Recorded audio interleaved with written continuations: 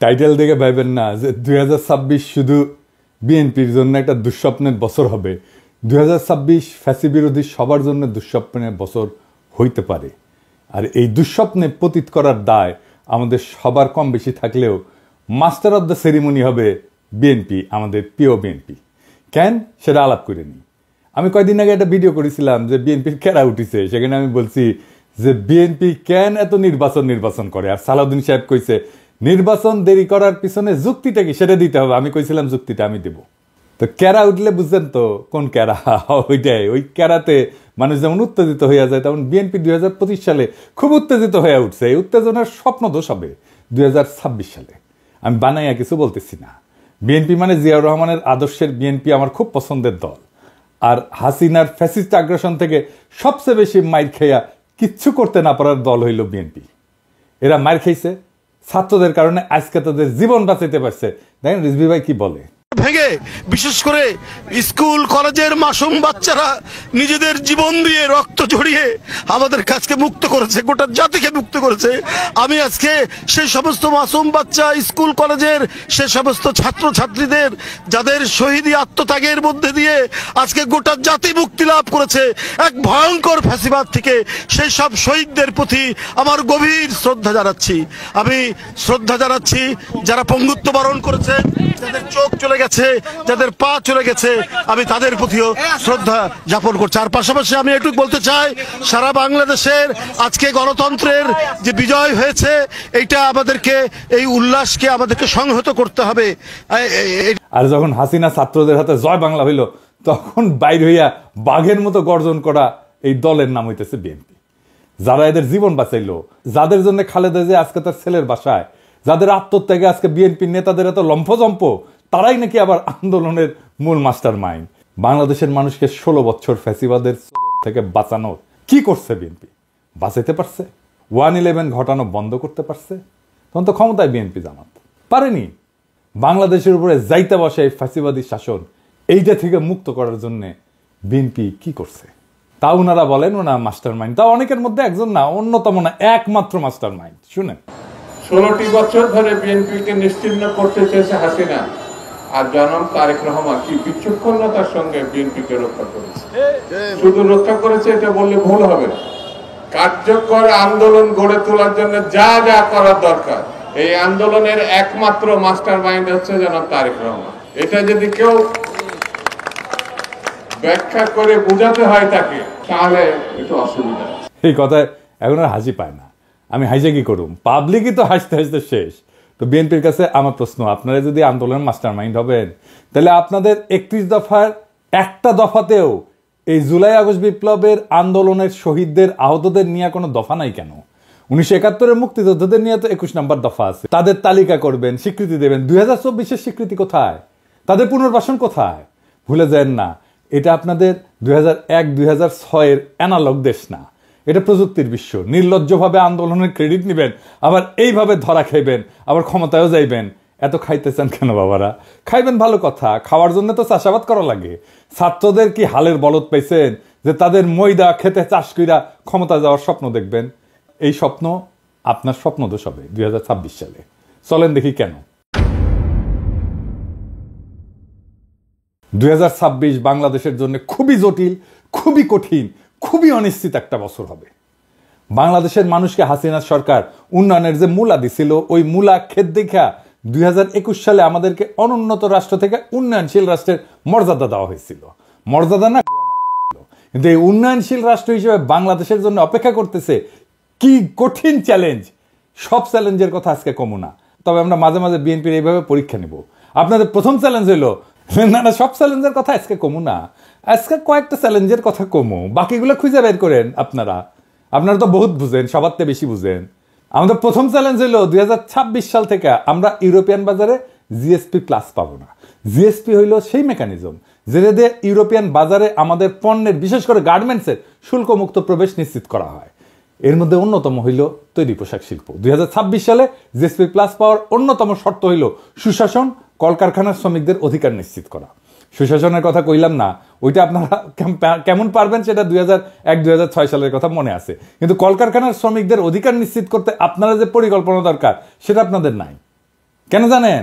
আপনারা হইলেন ব্যবসায়ী আর বুর্জাদের নিয়ে তৈরি দল।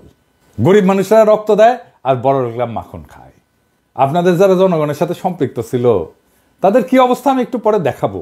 হ্যাঁ, কি অবস্থা, বের করে দেন, নয়তো মেরে ফেলে, পিঠে মরে যায়, বনে বাজারে ঘুমায় বেড়ায়। ঢাকায় এসে রিক্সা চালাইছে যে সমস্ত লোকেরা, দারোয়ান হয়েছে, পাঠাওয়ে কাজ করছে, তাদের কোনো খবর থাকে না। সবাই আইসা তখন টেকার লোভে জড়া হয় আশেপাশে, অর্থলোভী এলিট। আর এই রাসেলের মতো লোকেরা আপনাদের দলে ফিরতেছে, নতুন এসালম হয়ে উঠতেছে। আপনাদের এক্সাম্পল দিই, আপনাদের তৃণমূলের নেতাকর্মীদের কি অবস্থা, আপনাদের যুব দলের নেতারে আর্মি পিটায় মেরে ফেলাইলো, দেখছেন বাচ্চাগুলোর কি অবস্থা? অথই পাথারে পড়ছে এই পরিবারটা। ভাই, এই দলের রাজনীতি করেন, এই দলের হয়ে আমার পেজে ঝাঁপায় পড়েন জিজ্ঞাসা নিয়ে, এই পরিবারের খোঁজ দিয়ে আমাকে জানান, এই পরিবারের সব দায়িত্ব আমি নেব। জি না, আমার টাকা নাই, আমি বড় লোক কেউ না, আমার বাপের জমিদারি ছিল না, ভিক্ষা করবো সবার কাছে, আমার ভিক্ষা দিতে কোনো গ্লানি নাই। একটা লোক সারা জীবন বিএনপির রাজনীতি করে গেল, আর্মির পিটানিতে জীবন গেল, তার পরিবারকে বাঁচানোর জন্য পিনাকি ভিক্ষা করবে, আর পিনাকি শেষ জীবনে অপবাদ নেবে যে ভিক্ষা করার টাম করে কোটি কোটি টাকা আত্মসাৎ করেছে। আমি এগুলো জানি, হ্যাঁ এগুলো জানি, এটাই বাংলাদেশ। হ্যাঁ বুঝছাও। যাই হোক, আমার খোঁজ দিয়েন, এই পরিবারের দেখভাল করার দায়িত্ব যেন আমাকে দেন খোদা তাআলা, এই তৌফিক যেন দেন, ওনার পরিচয়টা দিয়েন, আমার সাথে যোগাযোগ করাই দিন। এই বিএনপিতে অলিগার্ক ভিড়তেছে না, এদের টাকা কামানোর একমাত্র উপায় হইল শ্রমজীবী মানুষের শোষণ। এরা তো শ্রমিকদের বেতন দিবে না, কলকারখানায় উন্নত কাজের পরিবেশ তৈরি করবে না, কারণ এইগুলা করলে তো টাকা কামাবে কেমনে। তাই আমরা বিএনপির ক্ষমতায় আসলে জিএসপি প্লাস পাবো না, লিখে রাখেন। আর আমরা ইউরোপিয়ান বাজারে আমাদের যে অ্যাডভান্টেজ ছিল, পণ্যের যে অ্যাডভান্টেজ ছিল, আমরা যে দাম দিতে পারতাম সেটা আমরা দিতে পারবো না, সেটা হারাবো, লিখে রাখেন। আর একটা চ্যালেঞ্জ হইল 2026 সাল থেকে আমাদের উপর আন্তর্জাতিক কপিরাইট আইনের প্রয়োগ শুরু হবে। এর মানে কি জানেন? সব কিছুরই কপিরাইট আছে, বুঝছাও, সব কিছুর। ওই কপিরাইটে ফ্রি দিতে হয়। বইয়ের যেমন কপিরাইট থাকে, আমি অবশ্য বইয়ের কপিরাইটের ফি পাই না, আমি কপিরাইট ছেড়ে দিচ্ছি। সেজন্য দেখেছেন না মেলা বই আবার ছাপা হয়ে খালি বিক্রি হয়, কিন্তু এটা পয়সাকালে আমি পাই না। এইরকম কপিরাইট আছে পৃথিবীর সব জিনিসের উপরে, ওষুধের উপরে আছে। এই কপিরাইটের যখন প্রয়োগ শুরু হবে তখন ওষুধের কপিরাইটের ফি আমরা এখন দেই না, সেজন্য আমাদের দেশে ওষুধের দাম কম। এই কপিরাইট আইন প্রয়োগ শুরু হলে প্রথম ভিকটিম হবে আমাদের ওষুধ শিল্প। আজকে গরিব মানুষ যে ওষুধ 10 টাকা দিয়ে কিনে খেতেছে তার দাম হবে 500 টাকা। আমাদের তখন ওষুধ উদ্ভাবনের যে সূত্র, তার জন্য রয়্যালটি দিতে হবে, কপিরাইট ফি দিতে হবে। অলরেডি আসন্ন দাম বাড়ার সাথে মানুষের অভ্যাস তৈরি করে নেওয়ার জন্য আইএমএফ ওষুধের দাম বাড়ানোর জন্য পরামর্শ দিছিল এবং ভ্যাট প্রয়োগ করছিল। আমরা দাবরানি দিছি, প্রফেসর ইউনূসের সরকার তাৎক্ষণিক সিদ্ধান্তে বাতিল করছে। আমরা ধন্যবাদ জানাই। অবশ্যই এইরকম জনমুখী সিদ্ধান্ত বিএনপি নিতে পারবে না, কারণ তাদের তো ব্যবসায়ী ক্লাবকে টাকা কামানোর ধান্দা করে দিতে হবে। অর্থাৎ বিএনপি ক্ষমতা আসলে 2026 সালে ওষুধ রপ্তানি বাদ দেন, দেশের মানুষকে কম দামে বা এখনকার দামে ওষুধ সরবরাহ করতে পারবেন না আপনারা। দেখেন আব্দুল মুক্তাদির কি বলেন, উনি ইনসেপ্টা কোম্পানির মালিক, আমার কালে বস ছিলেন ক্ষুদ্রকালে। 26-এর পরে আমাদের দেশে আর প্যাটেন্টেড ওষুধ তৈরি করতে পারবো না।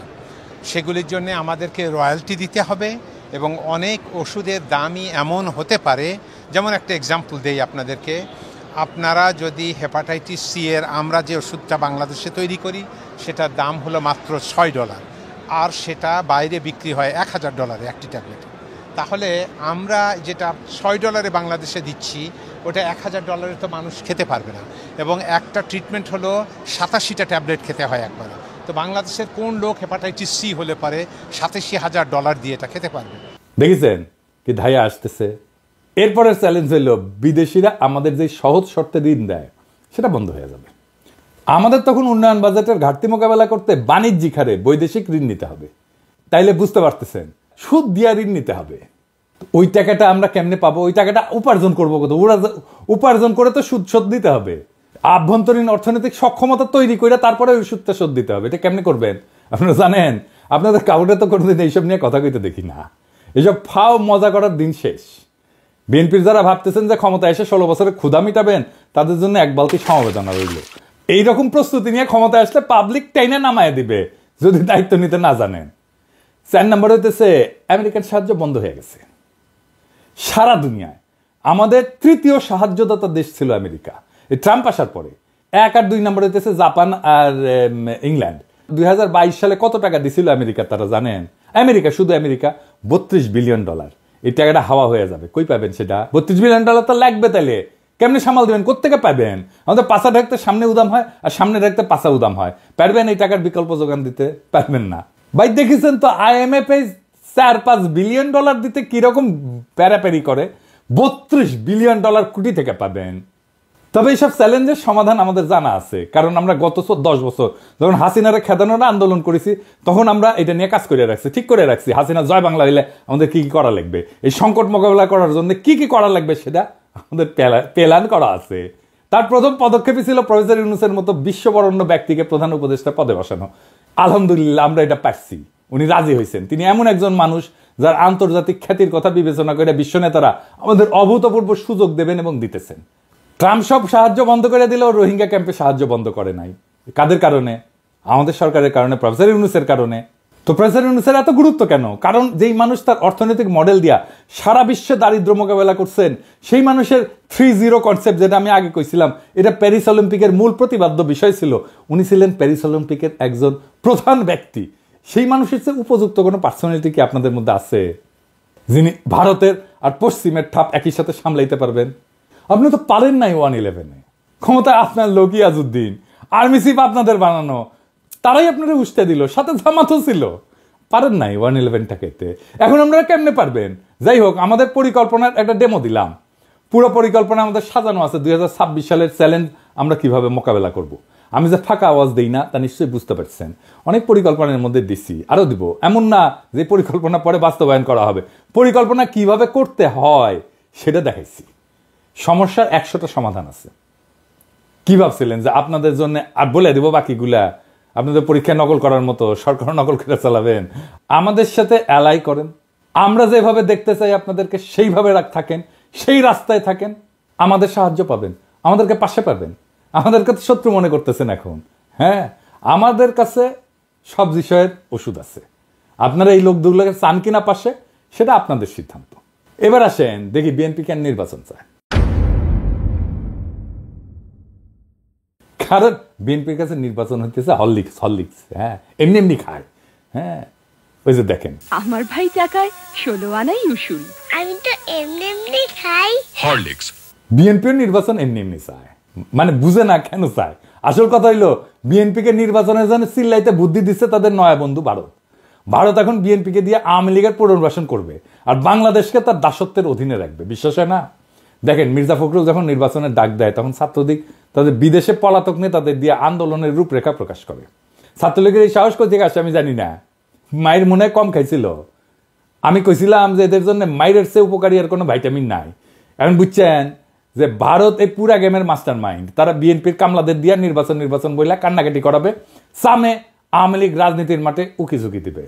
আওয়ামী লীগ ঘোষিত কর্মসূচিগুলো পালন করতে গেলে আমার ক্ষুদ্র ভ্রাতা ভগিনীরাই যথেষ্ট। যেই মায়ের 5ই আগস্টের পরে ইউনূস স্যারের দিকে তাকায় দিতে পারি নাই, সে পাওনা শোধ করিয়া দিতে হবে। আর বিএনপিরে কইতেছি, ভারত আওয়ামী লীগের সাথে যে বাসর করতেছে, ওইখানে আপনারা কাবাব মে হাড্ডি, ওইখানে আপনাদের কোনো জায়গা নাই। মজা শেষে ফেলা দেবে কন্ডমের মতো। দেখেন, শ্যামা ওবায়দ আদানির জন্য ওকালতি করে। দেখেছেন, শ্যামা কি জ্বালানি মন্ত্রী, আদানি ভারতের এক দুর্বৃত্ত অলিগার্ক, সারা দুনিয়াতে ঘৃণ্য, মোদির ক্যাশিয়ার। তার সাথে বিএনপি নেতার লতকালতকি দেখেন। এখন মানুষে ক্ষমতায় গেলে দেশ বেচে, এরা ক্ষমতায় যাওয়ার আগেই দেশ বেচে দিছে আদানির কাছে, দেশ বেচে ছাড়া। এই বিএনপিরে ভারত এখন ক্ষমতার লজেনচুস দেখাচ্ছে, বুঝছাও? ক্ষমতার লজেনচুস দেখা বিএনপি ওই ক্ষমতার মূলার পিছে যাচ্ছে। তারপরে ওই লজেনচুসের আমও যাবে, সাথে সালাও যাবে। কেমনে বিএনপিকে ভারত ফেলাই দেবে ক্ষমতা দেখে শুনবেন, প্ল্যানিং শুনবেন, শুনেন আমার কাছে। ভারত জানে 2026-এর চ্যালেঞ্জ মোকাবেলা করা বিএনপির পক্ষে সম্ভব না। এটা আমার মতো মূর্খ মানুষ বুঝলে ভারত তো অনেক আগে থেকে জেনে আছে। যখন বিএনপি দেশের অর্থনীতি নিয়ে ঝামেলায় পড়বে, তখনই শুরু হবে বিক্ষোভ আন্দোলন। এই আন্দোলন হবে একেবারে তৃণমূল থেকে। মানুষ খাইতে পারবে না তো, চাকরি থাকবে না তো, মানুষ দলে দলে রাস্তায় নেমে আসবে তো। লগি বৈঠা নিয়ে আওয়ামী লীগ কি তাণ্ডব করেছিল মনে আছে না? এখন যে পুলিশ আছে, পুলিশে পুরো তো হাসিনা। পুলিশ চুপ করে দাঁড়িয়ে থাকবে। 1-11-এর টাইমে যেমন আসিল, ওই মির্জাফরের সেনাবাহিনীর মতো। ছাত্রলীগ যুবলীগ গর্ত থেকে উঠায় আন্দোলনে জয়েন দেবে, আর আমার হাসিও টুপ কইরা ঢুকা পড়বে। আন্তর্জাতিক চাপের কাছে তখন নত জানো বিএনপি। দেশীয় আন্দোলনে দিশেহারা বিএনপি তখন আওয়ামী লীগের সাথে আতত করে পলাবে, আওয়ামী লীগ যেমন পলাইছিল। আর দেশে ফিরে আসবে সেই ভয়ঙ্কর ফ্যাসিবাদ, আবার সেই ভারতীয় আধিপত্যবাদ যা কায়রা নিছিল আমাদের জীবনের 16টা বছর, বাংলাদেশকে পরিণত করছিল ভারতের উপনিবেশে। যারা কায়রা নিছিল বর্বর ভাবে আমাদের হাজার হাজার সন্তানদের জীবন, যারা আমাদের 25,000-এর মতো ছাত্র জনতাকে আহত করে চিরজীবনের জন্য পঙ্গু আর দৃষ্টিহীন করে দিছে, সেই আবু সাইদ মুগ্ধ ওয়াসিমদের রক্ত শুকানোর আগেই যেই দল নির্বাচন করে মুখে ফেনা তুলে ফেলাইতেছে, তারা আর যাই হোক দায়িত্ব নিতে পারবে না। আপনাদের রিকমেন্ড করা যত লোক অন্তর্বর্তীকালীন সরকারে আছে তাদের পারফরমেন্স দেখে আপনাদের দক্ষতা আমাদের কাছে পরিষ্কার। স্বরাষ্ট্র উপদেষ্টা কার রিকমেন্ডেশনে জানেন? বিএনপির। শিক্ষা উপদেষ্টা কার? বলছিলাম তো, বিএনপি। এই খারাস বিদেশে কোনো অনুষ্ঠানে যায় না। 5ই আগস্টের পর বাংলাদেশের শিক্ষাঙ্গনে সবচেয়ে বেশি ঝামেলা হয়েছে। ছাত্ররা আন্দোলন করছে তাদের অধিকারের জন্য, আর আওয়ামী লীগ তাদের ন্যায্য অধিকারের আন্দোলনের নাম দিছে সন্ত্রাসী কর্মকাণ্ড। প্রফেসর ইউনূস দায়িত্ব আসার পর সবার আগে উচিত ছিল বিদেশি সহযোগীদের কাছে শিক্ষাঙ্গনের স্বাভাবিক পরিস্থিতি তুলে ধরা এবং সকল দ্বন্দ্বের সমাধান করা।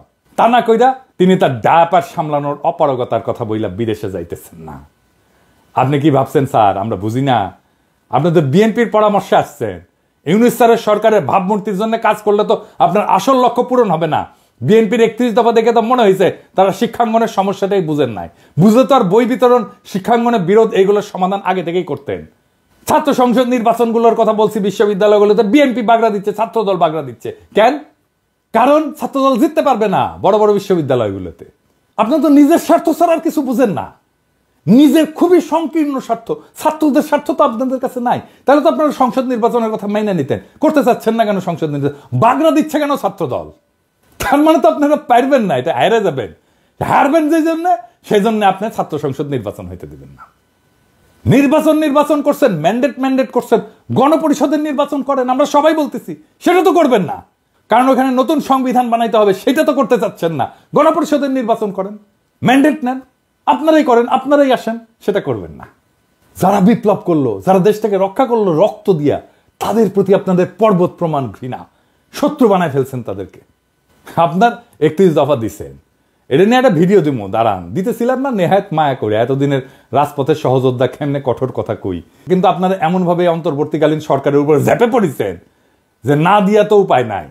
71 টিভিতে যাইয়া রুমিন ফারানা এই 71 টিভির দুর্বৃত্ত আওয়ামী ফ্যাসিস্ট বলার, সে একটা বদমাইশের সাথে বৈশা কেমনে শফিকের সাথে কথা বলে শুনেন। ব্যর্থতা কি দেখলেন? আমি তো এটা ব্যর্থতা অনেকগুলো ডেটা আছে, সব জায়গায় সফল হওয়া যায় না। না ব্যর্থতা কিছু অংশ স্বীকার করবেন না, জার্নালিজম করেন না। ব্যর্থতা কিছু অংশ স্বীকার, মানে 100-তে 100 পেতে চান। 100-তে 100 না না, আমি এটা বলছি না, আমি 90 বলি না। কিছু জায়গায় ব্যর্থতা আছে, কিন্তু আপনাদের উপদেষ্টারা তো নিজেকে নিজে মার্কিং করার সময় 3-4 দিতে পারছেন না 10-এ। আমি জানি না, আমি চিফ অ্যাডভাইজারের অফিসকে রিপ্রেজেন্ট করে আমি সে আলোকে বলছি। ওকে, দেখেছেন 71 টিভির সাথে বিএনপি এক হইয়া গেছে, দেখছেন? শফিক তো ভদ্র মানুষ, ছোটখাটো মানুষ। আমি যদি ওটি থাকলাম ইনি না, তোরে তুলে থাকনা মারলাম ইনি। অ্যাঙ্করের বাচ্চা, তোর অ্যাঙ্করগিরি আমি শিখাই দিলাম নি। 71 টিভি তো ভাঙ্গে চুরে ফেলছিল, ওটা বুলডোজারে কেন ঘুরাই দেয়নি? দেখেছেন এই সমস্ত? এখন দেখেছেন তো সব জায়গায় এই আওয়ামী দুর্বৃত্তগুলোর সাথে, ফ্যাসিবাদের এনাবেলারের সাথে বিএনপির খাতির দেখেন, একসাথে ঝাঁপে পড়েছে শফিকের উপরে। জনতারে চেতায়েন না, আপনাদের কিন্তু ভারতেও জায়গা হবে না, মনে রেখেন কথাটা। অবশ্য আপনাদের মধ্যে রয়্যাল এজেন্ট যারা আছে তাদের জায়গা দিতে পারে। আলতাফ সাহেব তো বলছে বিএনপির মধ্যে রয়্যাল লোক আছে, জানেন তো? দেখেন ওই কি বলছেন। বিএনপির কিছু লোক আছে যারা নন আননোন না, নূতন না, পুরানা, নন রয়্যাল এজেন্ট। নন রয়্যাল এজেন্ট তারা এই দেশে যদি 100 টাকা কামাই করে 90 টাকা তারা ইন্ডিয়াতে পাঠায়। এই এজেন্টের একাধিক এজেন্টের নাম আমি বলতে পারি। আমি তো ঢাকায় থাকি, পটুয়াখালীও থাকি, কলকাতায় সল্ট লেকে বাড়ি আছে, সোনার দোকান আছে, হোসিয়ারি আছে, তারপরে পেট্রোল পাম্প আছে, তারপরে এটাকে কি বলে, এই যে কমিউনিটি সেন্টার আছে। বাসায় গেলে পরে আপনি বাংলাদেশি পাসপোর্ট পাবেন, আপনি ইন্ডিয়ান পাসপোর্ট পাবেন, আপনি কানাডিয়ান পাসপোর্ট পাবেন। তো প্রমাণ করতে কি অসুবিধা আছে নাকি? বিএনপির একজন শীর্ষ নেতা এই কথা বলছে, আমি বলি নাই। বিএনপির কোনো জবাব আছে? এবার আসেন আলাপ করি 2026-এর বিপর্যয় থেকে বাংলাদেশকে রক্ষার উপায় কি। এই বিপর্যয় থেকে রক্ষার একমাত্র উপায় হইল প্রফেসর ইউনূসের মতো একজন সরকার প্রধান, যিনি বৈশ্বিকভাবে সমাদৃত। এখন নির্বাচন দিলে দেশের অর্থনীতির উপর অতিরিক্ত চাপ আসবে। আওয়ামী লীগের চুরি করা টাকা ফেরতেই না, যেন আর কেউ দেশকে বাপের সম্পত্তি ভাবতে না পারে সেই ব্যবস্থা করতে হবে। মনে হয় এখানেও বিএনপির আপত্তি। আওয়ামী লীগের হাতে কত হাজার কোটি টাকা আছে জানেন? নির্বাচন আসলে ওই টাকা মাঠে আসবে, তখন মাঠে আসবে প্রার্থী কেনার জন্য, ভোট কেনার জন্য। 2026-এর চ্যালেঞ্জ মোকাবেলার জন্য প্রফেসর ইউনূস অনেক দক্ষ টেকনিক্যাল এক্সপার্ট নিয়ে আসছে। রিভার্স ব্রেন ড্রেনের মাধ্যমে আরো লোক আনার কাজ চলতেছে। এদেরকে দেশ পুনর্গঠনের সুযোগ দিতে হবে। আপনারা জানেন কত স্কলার ফিরে আসছে সরকারের সাথে কাজ করার জন্য। সোয়াসের মুস্তাক ভাই আসছে, ইকোনমিস্ট আনিস ভাই আসছে, বিদায় আশিক আসছে, খলিল ভাই আসছে, আরো কত নাম কমো প্রত্যেকে কাজ করতেছে এই ধ্বংস হয়ে যাওয়া দেশটাকে আবার ঠিকঠাক করতে। জুলাই গণহত্যার বিচার শেষ করতে হবে। আপনারা 31 দফায় যেহেতু এগুলো রাখেন নাই, তাই আপনাদের উপরে আমাদের কোনো ভরসা নাই। আগামীর যুগ জেনারেটিভ এআই এর যুগ। আমাদের তথ্য প্রযুক্তি খাতে অনেক দক্ষ লোক দরকার। হাসিনার চুরির অত্যাচারে এমন দক্ষ যত লোক দেশ থেকে চলে গেছে তাদেরকে আবার আমরা ফিরে আনবো। বাংলাদেশের তরুণ ইমরান যে স্ন্যাপচ্যাটের মতো কোম্পানির সিও, ওইরকম অনেক লোক আমরা দেশে আনার কাজ শুরু করব। তাদের মাধ্যমে গড়ে তুলবো আমাদের পোস্ট জুলাই রিকভারি ফোর্স, যারা দেশের পুনর্গঠনে কাজ করবে। আর তরুণদের নেতৃত্বে হবে সংস্কার। দেশে একটা অন্য গতি আসবে। সাধারণ মানুষ থেকে শুরু কইরা বিনিয়োগকারী পর্যন্ত সবাই প্রফেসর ইউনূসের উপর আস্থা রাখে, এবং তখন সেই আস্থা আরো দ্বিগুণ হবে। প্রফেসর ইউনূস নিজেই একটা বিশাল ব্র্যান্ড। আমরা ওনারে মুক্তে পাইছি, ওনার কাছ থেকে আমাদের সবটা নিতে হবে। উনি যা দিতে পারেন। আমরা অনেকদিন পরে এমন একজন রাষ্ট্রপ্রধান পাইছি যারা নিয়ে আমরা গর্ব করতে পারি। ওনার নেতৃত্বে আমরা দেশের হারানো অর্থনৈতিক সক্ষমতা ফিরে না আসা পর্যন্ত উনারে হারাইতে চাই না। ওনার সরকারের অনেক দুর্বলতা আছে, কিন্তু প্রফেসর ইউনূস একাই 100। ওনারে শান্তি মতো কাজ করতে দেন, আমরা আগায় যাব দুর্বার গতিতে। তবে ইউনূস স্যারকে আপনাদের অনুরোধ, দয়া করে যোগ্য, উদ্যমী, আধুনিক, বিশ্ব সম্পর্কে ধারণা আছে এমন তরুণ লোকদের নেন আপনার সরকারে। বুড়া খাটাসগুলোকে বাদ দেন মেহরবানি কইয়া। আর বিএনপি এই জন্যই কথা বলার সুযোগ পাচ্ছে, এই জন্য নির্বাচন করে তরপাচ্ছে। বিএনপি নেতাদের জন্য আমার একটাই মেসেজ, আমি যে চ্যালেঞ্জগুলোর কথা বলছি, সংস্কারের কথা বলছি, 31 দফায় জুলাই অভ্যুত্থানের কথা না থাকার কথা বলছি, এগুলোর উত্তর দিয়ে দয়া করে নির্বাচনের কথা বলবেন। সক্ষমতা না দেখা আমরা আর কাউরে ভোট দিব না।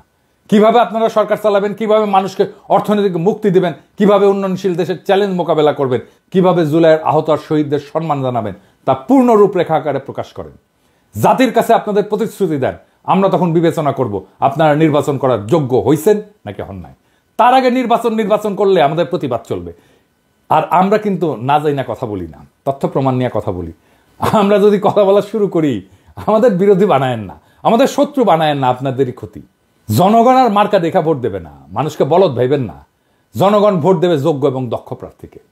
ভোটের আগের হিসাব আর চলবে না, টাকা দিয়া ভোট কেনা যাবে না। আপনাকে আপনার দলের অবস্থা একটু বলি, হ্যাঁ, কিছু মনে করেন না, পার্সোনালি নিয়েন না, কারণ এগুলো কেউ বলবে না, এই বান্দাই বলবে একমাত্র। আপনাদেরকে আমি আমার বগুড়ার আপনাদের দলের একটা চিত্র দিই। আমি এইভাবে এই লেভেলে যাই না, কিন্তু বগুড়া তো আমার জন্মভূমি, আমার নারী পোতা আছে। আর বগুড়া হইতেছে সেই বগুড়া যেই বগুড়া বিএনপির পুণ্যভূমি, জিয়াউর রহমানের জন্মস্থান। তো বগুড়া তো বিএনপির জন্য পুণ্যভূমি হওয়ার কথা, তাই না? এখানে মডেল বিএনপি থাকবে, এখানে বিএনপির জেলা কমিটি হবে, একটা মডেল কমিটি, যা সারা বাংলাদেশের মানুষ দেখবে আর বলবে ওয়াও কি চমৎকার কমিটি, কি সুন্দর কমিটি। এইখানে তো বিএনপির কিছু দরকার নাই, এখানে তো এমনি মানুষ বিএনপি করে রে ভাই। এইখানে তো বিএনপির মাস্তান পালার দরকার নাই, এখানে তো ম্যানেজ করার দরকার নাই, এখানে তো মাফিয়া পালার দরকার নাই। এমনি বগুড়ার মানুষ বিএনপি করে, বগুড়া মানুষের নিঃশ্বাসে বিএনপি। এইখানে আপনি নেতা কি দিচ্ছেন আমরা দেখি, হ্যাঁ, নেতা কি দিচ্ছেন? রেজাউল করিম বাদশা বগুড়া জেলা বিএনপির বর্তমান সভাপতি, সাবেক বগুড়া পৌরসভার মেয়র। বাদশার ছোট ভাই আছে কয়েকজন। 1 নাম্বার হইতেছে টোকন, মোহন, খোকন, নয়ন, জয় এবং দীপন। আমরা একে একে প্রত্যেকের আমলনামা দেখি। টোকন সাবেক 2 বারের প্রেস ক্লাবের সভাপতি, একবার বগুড়ায় এমপি ইলেকশন করছে আওয়ামী লীগের মনোনীত প্রার্থী হিসেবে। কিছুদিন আগে বিভিন্ন জনের কাছ থেকে টাকা চাঁদা নিয়ে সংসার চালাইতো। টোকনের এক ছেলে খুনি এবং চাঁদাবাজ, মাশাআল্লাহ। 2 নাম্বার মোহন, বগুড়া জেলা আওয়ামী লীগের সাবেক সহসভাপতি, বগুড়ায় প্রায় 40টা খুনের সাথে পরোক্ষ এবং প্রত্যক্ষভাবে জড়িত। খুনি, চাঁদাবাজ, দখলবাজ এবং নেশাখোর। বগুড়ায় যে কত বাড়ি সম্পদ দখল করছে তার ইয়ত্তা নাই। কোটি কোটি অবৈধ টাকার মালিক। যুবলীগের লিটন পোদ্দার, আলহাজ, মুস্তাকিম, মতিন, আদিল, করিম, এরকম অসংখ্য খুনির গডফাদার। ওর মেয়ের জামাইও খুনি, মেয়ের জামাই পলাতক আছে মালয়েশিয়া। মোহন পলাতক, ইন্ডিয়া থাকে, ইন্ডিয়াতে আবার বাড়িও আছে মার্শাল্লাহ। 3 নাম্বার খোকন, দিনরাত নেশা করে, ফেন্সিডিল, গাঁজা, আফিম সবই খায়, আবার মাঝে মাঝে তাবলিগও করে, কি একটা অবস্থা।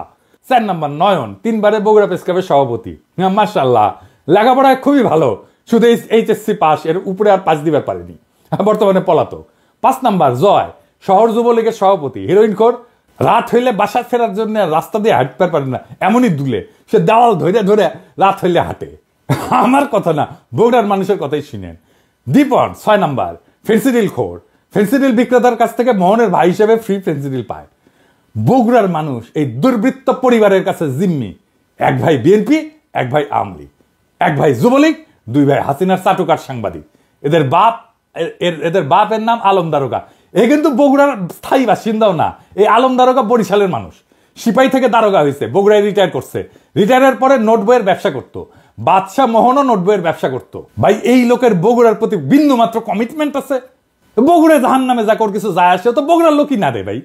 এই বাদশাহ 5ই আগস্টে বহু আওয়ামী লীগ যুবলীগ নেতার কাছ থেকে টাকা নিয়ে তাদের সম্পদকে রক্ষা করছে, তাদেরকে রক্ষা করছে। বিশেষ করে আলহাজের কাছ থেকে নাকি 1 কোটি টাকা নিছে, যে ওর বাসায় আগুন ধরে গেছিল, ওই আগুন লাগানোর চেষ্টা করছিল, আবার ওই 1 কোটি টাকা নিয়ে আগুন লাগায় নেই আর কি। বিএনপির নতুন নেতা দেন, এই লোক বিএনপির নেতা থাকলে বিএনপিকে আমাদের বলতে হবে কেন এই লোক বিএনপির জন্য বগুড়াতে অপরিহার্য। মানে একই পরিবার বিএনপি আওয়ামী লীগ ভাগ হইয়া সারা শহরে রাহাজানি করবে, আর জনগণ মুখ বুঝা সহ্য করবে? হ্যাঁ, এত বোকা ভাবেন বগুড়ার লোককে? এই পরিবারের কাছ থেকে বগুড়ার মানুষকে রক্ষা করতে হবে। জানি না বিএনপির কাছে এই দুর্বৃত্ত পরিবার কেন এত পছন্দের। এই লোক বগুড়ার নেতৃত্ব দেবে, এর নেতৃত্ব বগুড়ার মানুষকে মাইনা নিতে হবে। এত তুচ্ছ ভাবেন বগুড়ার মানুষকে? যেই মাটিতে জিয়া জন্ম নেয় সেই মাটিতে এই দুর্বৃত্ত পরিবারের হাতে জিয়ার আদর্শ বয়ে নেওয়ার ভার কেমনে দেন ভাই? আর মানুষ পান নাই নাকি? এর সাথে ভালো মানুষ নাই আপনাদের বিএনপিতে? আমরা একটা শুদ্ধ বাংলাদেশ চাইছিলাম, তার জন্য আমাদের সন্তানেরা অকাতরে জীবন দিছিল, একই পাক চক্রে ঘুরপাক খাওয়ার জন্য তারা জীবন দেয় নাই। আমরা চাই বিএনপি নতুন সময়ের দিশা দিক, মানুষের এই বিপ্লবী আকাঙ্ক্ষাকে ধারণ করুক। আমরা একটা নতুন বাংলাদেশ চাই। আপনাদের দল পরিশুদ্ধ করেন, দেশের অর্থনীতি গতিশীল করে সব চ্যালেঞ্জ মোকাবেলা করে প্রফেসর ইউনূস যথাসময়ে নির্বাচন দিবেন। এইটা মেহেরবানি করে ওনার উপরে ছাইরা দেন, ওনার বিবেচনার উপরে। আমরা দেশবাসী ওনার উপরে আস্থা রাখছি, আপনারাও রাখেন। দেশবাসীর মুখোমুখি দাঁড়ায়েন না মেহেরবানি কইরা। আপনারা আমাদের সহযোদ্ধা, আমরা ছাত্রদের নেতা মানছিলাম, এবার আপনারাই আমাদের নেতা হইয়া ওঠেন, নেতার মতো আচরণ করেন। নেতাদের আকাশের মতো উদার হইতে হয়। নেতা সেই যে নিজে কাঁদে অন্যকে কাঁদায় না, নেতা সেই যে কোনো কিছুর আকাঙ্ক্ষা করে না, নেতা সেই যে জনগণের সব কষ্টকে সব দুঃখকে নিজে আপন কইরা নিতে পারে, নেতা সেই যে সবচেয়ে দুর্বল মানুষের আশ্রয় হয়ে উঠতে পারে। নিজেকে প্রশ্ন করেন সেই জায়গায় আসছেন কিনা, না আসতে পারলে অপেক্ষা করেন। ইনকিলাব জিন্দাবাদ।